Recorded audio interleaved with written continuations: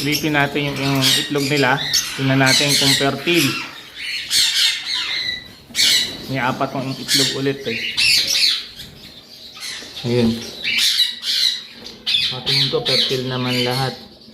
Oh, 1, 2, 3, 4. Fertile sila lahat. 100% na naman na fertile.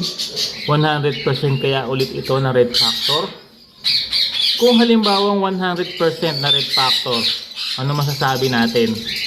Ano ang pwede nating makonclude? Kung ito ay red factor ulit lahat. Ito, gagawin ko, ipoposter ko na to sa ibang breeder para mag-clutch sila ulit. Para mas marami tayong mapamigay na red factor sample sa ating mga loyal, solid supporter sa hobby ni Daddy. Ayan. Fertile ulit lahat.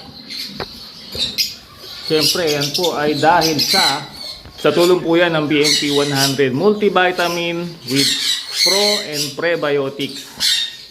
At Egg Pro Max fertility booster with pre and probiotics. Gawa po yan ng Parmabet. Alagang angat, alagang tapat.